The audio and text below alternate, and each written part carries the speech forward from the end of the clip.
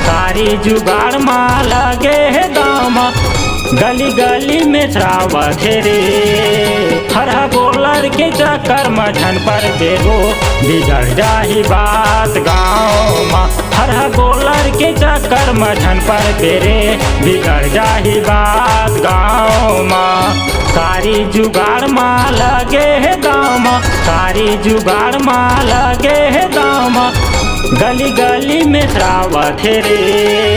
हर गोलर के चक्कर में झन पर बेगो बिगड़ जाही बात गाँव माँ। हर गोलर के चक्कर में झन पर बेरे बिगड़ जाही बात गाँव माँ।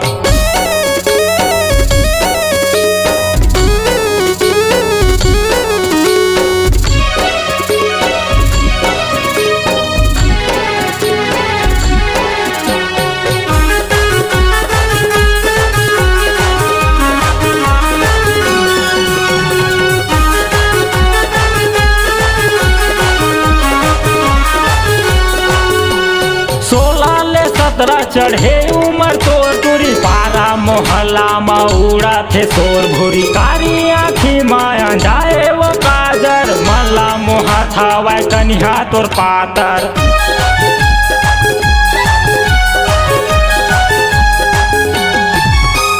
16 चढ़े उमर तो टूरी पारा मोहल्ला में उड़ा थे शोर भूरी। कारी आँखी माया जाए वो काजर, मल्ला मोहा था वह कन्या तोर पातर। आंसू के साल माँ कारी तय गाँव माँ, आंसू के साल माँ मुठी तय गाँव माँ, धुर्रा उड़ावत हटवो।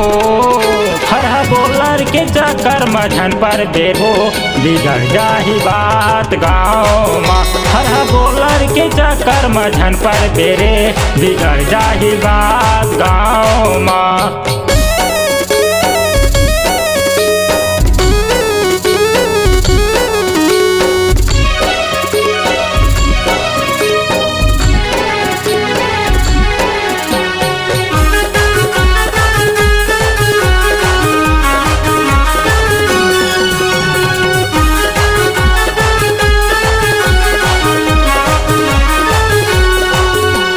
जब आषाढ़ सावन हया थे तभे तो रानी पानी बरस थे। अगरस के पानी खोजथे जवानी, चढ़े मतंगी हो रहा भूंजे त छानी।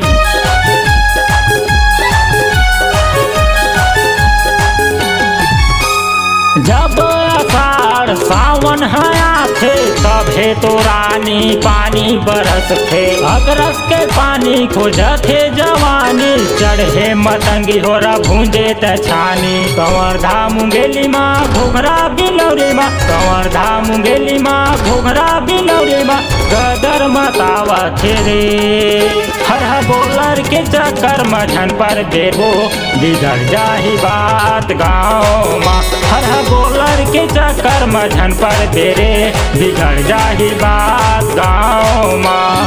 कारी जुगाड़ माँ लगे है दाम, कारी जुगाड़ माँ लगे है दाम, गली गली में छावत रे। हर गोलर के चक्कर में झन पर बेगो बिगड़ जाही बात गाँव माँ। हर गोलर के चक्कर में झन पर बेरे बिगड़ जाही बात गाँव माँ। हर गोलर के चक्कर में झन पर बेगो बिगड़ जाही बात गाँव माँ। हर गोलर के चक्कर में झन पर बेरे बिगड़ जाही बात गाँव माँ।